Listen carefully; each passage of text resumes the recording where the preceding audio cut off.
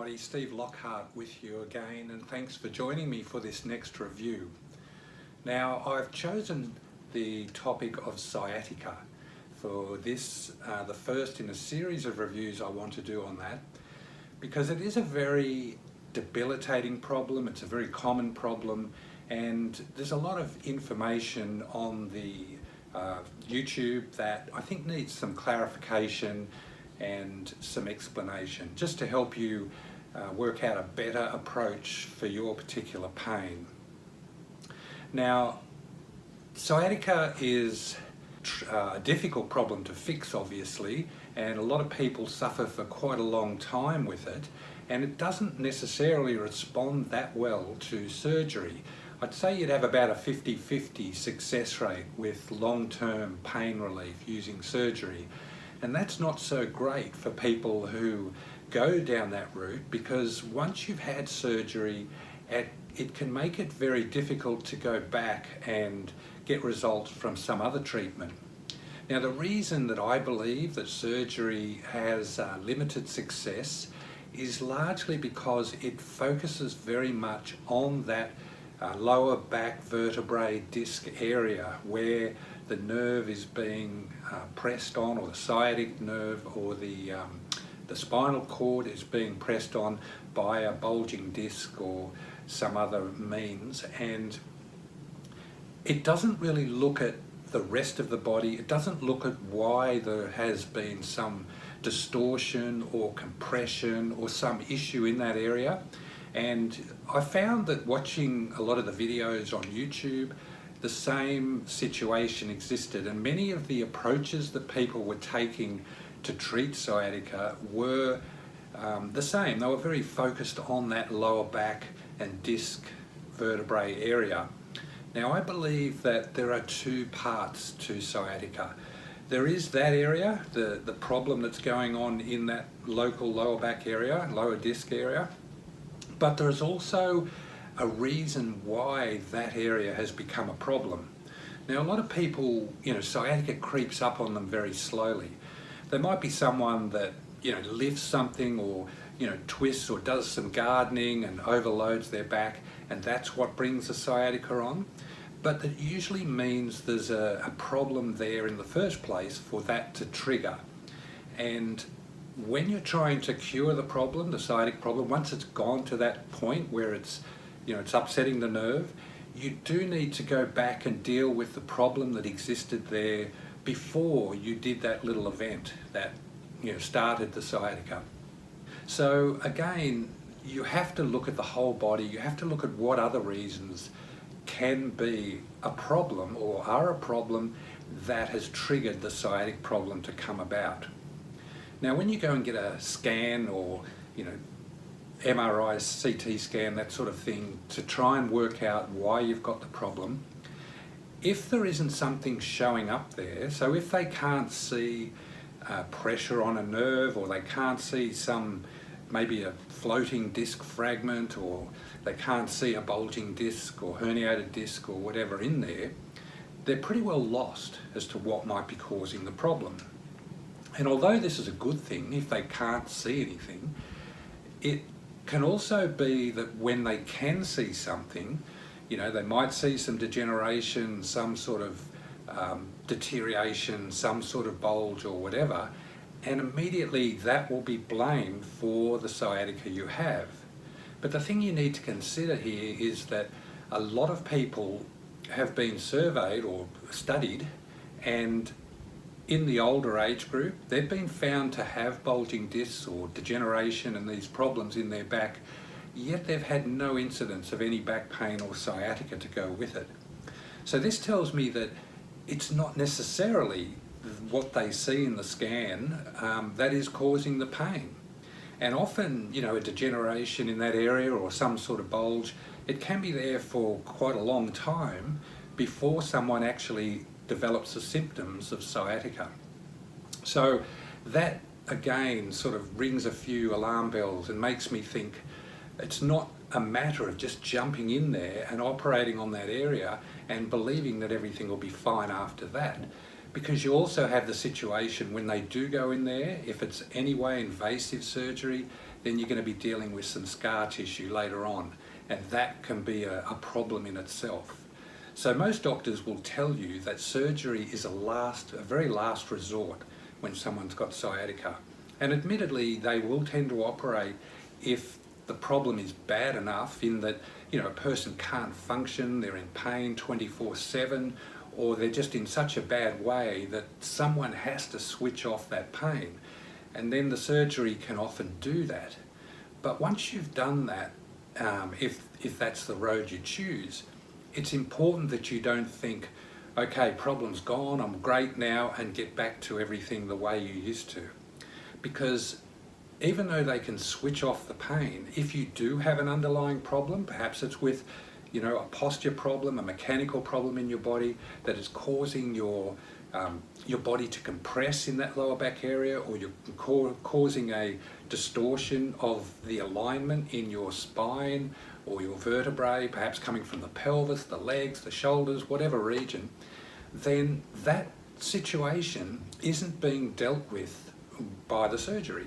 And so obviously, if you go about your life with the same problem existing, there's every chance that in 6 months, 12 months, 2 years, you'll come back with a new issue, a new bout of sciatica. And this time, it could be a lot harder to treat and get rid of. Because if you leave a problem in your body with mechanical or posture type of problem for a long period of time, then it becomes harder and harder to shift. The older you get, the harder it is to shift. So all these factors come into play. So I encourage you, when you're looking at videos on YouTube and you're looking for relief from your sciatica, it's great if you can get relief and maybe doing some of the exercises or self-treatment techniques that people show you. But the key is you've got to go further, and you need to investigate the problem more fully, more holistically, to ensure that you don't get the problem back again. Because it's a lot easier to do the work on your body and address those issues when you're not in bad pain from the nerve. So switching the nerve off is definitely priority number 1, but then priority number 2 is to address the rest of it. So today's review is going to deal with one particular aspect, and there are many, but this is one presented by physical therapist Jared Backstrand. And his video is called How to Treat Sciatica, Effective Home Exercise Progression for Sciatic Nerve Pain. So Jared has zeroed in on one particular aspect, and if you get relief from his video, that's great. And as I said, don't stop there. Please look further and address whatever else is going on that set up the bulging disc in the first place. Now, Jared's target is a posterior bulging disc. So that's when the bulge is in the back of the spine, or the back of the vertebrae, and it is pushing into the spinal column, more than likely. And it is, as I say, one way that the disc can bulge. So the exercise that he's given you, or one thing I'll notice with Jared's video, you've got to give credit where credit's due. His anatomy lesson that he starts the video with is really good, and it's a nice, easy in layman's terms, pretty well simple to understand way of you appreciating what exactly is going on if you have a posterior bulging disc. And if you've had a scan or an MRI type check on it, you will be told it's a posterior bulging disc. And so Jared's anatomy lesson is very useful, and you'll get a good understanding of what exactly could be going on. Beyond that, he gives you an exercise to do, and he's chosen one particular exercise which is part of the McKenzie method exercise programs, and it's a hyperextension of the back. So he says how you you lay face down on a table or a surface, the floor, whatever, and you keep your hips flat down as you push up with your upper body, bending at the waist and trying to open up and stretch that lower back area. Now, Jared talks about that exercise attempting to tuck the bulge back into its space, so the disc comes back into its space and thereby comes off the spinal column where it's more than likely pressing. And when I was watching this, I'm thinking, this is a bit confusing to me, because if you're closing up the back of the disc space where the bulge is happening, then surely you're closing up the space on the bulge, which wouldn't necessarily be tucking it in if that bulge is protruding out the back of the vertebrae.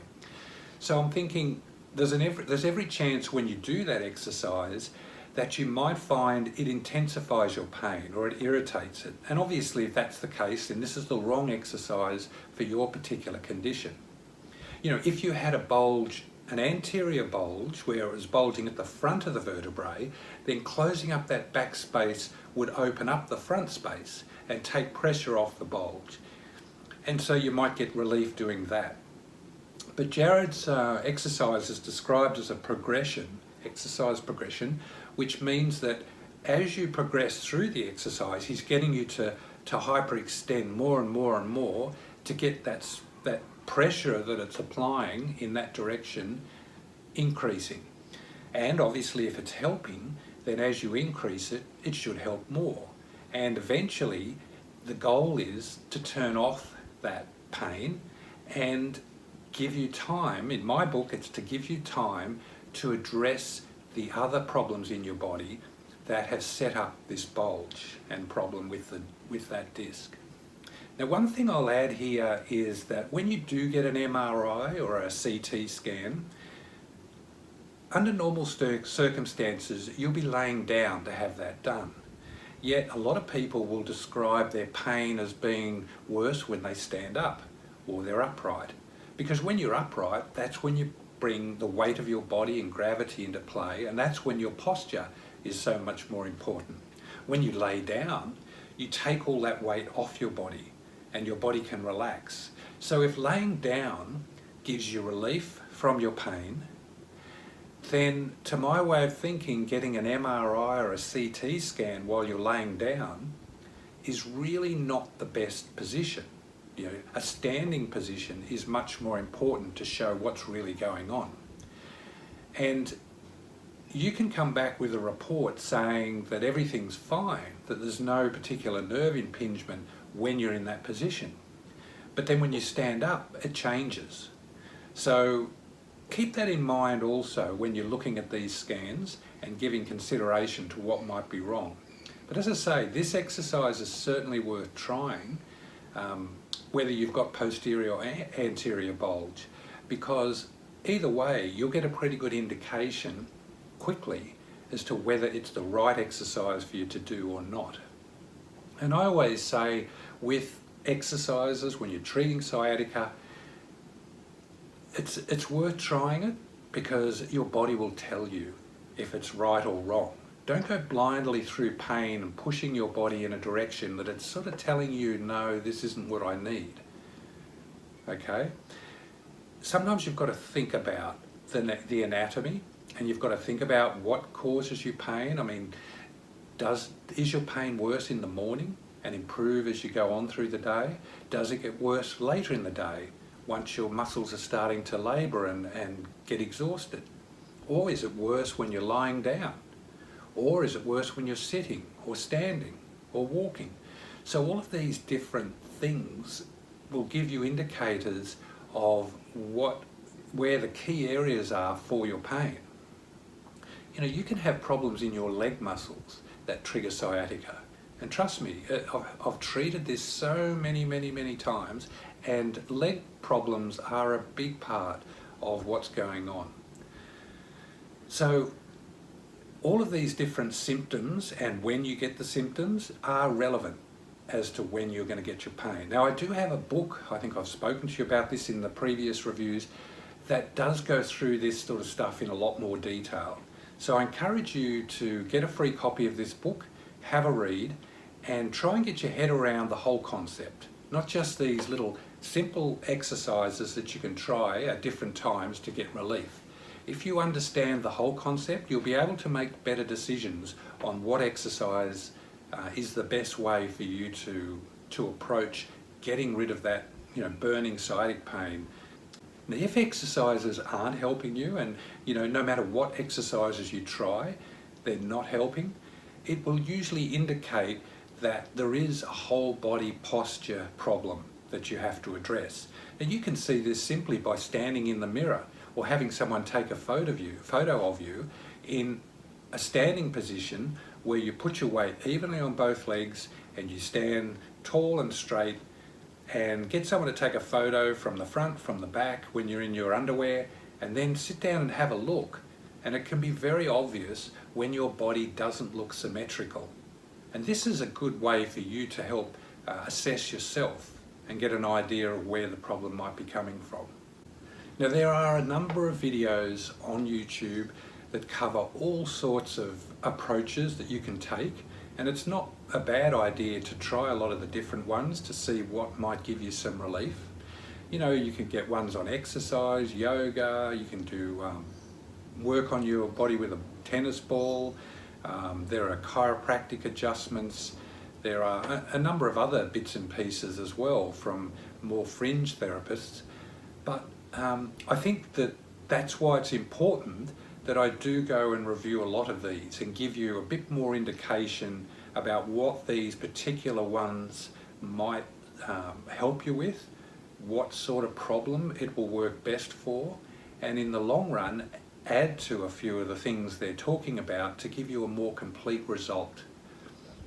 Now, in the line of complete result, I like to give you a self-treatment tip or an exercise, something you can work on at home at the end of these reviews. And today's tip is to work on your legs, because I'm sure you found that of all the therapists and all the exercises and different things you've tried, very few people are paying much attention to your legs. And it is the leg muscles which determine the position your pelvis sits in. And it's the position your pelvis sits in which determines the alignment of your spine, largely. So what I want you to do is to do some leg work yourself at home to help try and even up the support or the pulling that your legs are applying to your pelvis. And I think if you can do that and keep your pelvis in a straighter, more balanced, neutral position, then that is a great starting point for getting some relief from that nerve irritation. You can combine this leg work with the deep release work I gave you in one of the other reviews on your spine or on the erector spinae muscles that support your spine. And I think that if you do that in combination with these exercises or these techniques, you will get more of a full body relief from what might be irritating or holding that disc bulge into its space or into the wrong space. Okay, so what you need to do is, first of all, it's a good idea if you can warm up your legs. Now, obviously, if you're in a lot of pain, then that can be difficult because exercise doesn't do you any favors. So you can warm up your leg muscles as simply as by sitting in a hot bath just up to the waist and giving them 10 minutes with that hot water, and that will give them a bit of relaxation and blood flow to help you get more out of the exercises. The one I'm starting with today is working on your quadricep and adductor muscles, and even towards the outside of your legs, towards that iliotibial band. And if you can get some more length and reduce the shortening and tension in these upper leg muscles, they will go a long way to releasing your pelvis and allowing that to sit in the right position. Now, obviously, posture is something I talk about a lot, and you should always watch your posture whenever you're in life, walking, sitting, in the car, at work, all these different positions you get in a day. You need to be thinking about your posture and aware of your posture. But it's a lot harder to maintain a good posture if your legs are pulling you into the wrong, pulling your pelvis into the wrong position. So the stretch that I suggest you sit in with your legs is shown now. And what I suggest you do is get yourself a broom handle and do some easy massage while you're in this position. So this helps just work a bit of length into these muscles. And there's a couple of different sitting positions so you can get to your inside leg muscles and the general, quadricep muscles. Now you don't have to try and torture the muscles with this exercise. You can work it over a period of time and slowly break down any knots or congestion in them. But remember to keep putting that heat, or keep generating some warm up into the legs. And you can do this even riding a bike if that's comfortable enough for you. It's a great way to warm your leg muscles up. But I would suggest that sitting in a bath or riding a bike are two of the best ways to get started. You can also use my pull exercise, which I've covered in another review, and that's another good way of warming up your leg muscles. But whenever you finish these exercises, this is the time to do some work, some massage work on these leg muscles yourself. Okay, so get some oil, get the broom handle like the one I use, and just work down through the muscles, and you just keep moving around and you just keep going back and forth to them. And your body, if you tune into your muscles or your body, it will tell you when that's enough for a day. And then you can give them a break. And what I'd suggest after you do the massage, just try and lean back on your hands and let those leg muscles go for a while, for a couple of minutes, and just let them really relax in that position. If you find it very difficult to actually get into that position because you're too stiff and tight, what I suggest is you get on the edge of a bed, you have your feet hanging over the end of the bed so the feet aren't being tempted to be straightened out like the floor will cause, and put a pillow between your hamstrings and calves, and that way you will take a lot of that pressure off. But slowly but surely you will get down into that full stretch position, because it's important that you're comfortable there and you can able to sit and relax. Okay, so good luck with that exercise. Keep an eye out for my next review on sciatica, because it is a big topic to cover. And if you like this video, please give me the thumbs up, and please subscribe if you haven't already, so that you'll get a notice whenever I post a new review and some self-treatment tips for you. So good luck with that. I really hope it gives you a helping hand with your sciatica, and I'll see you very soon. Thanks again.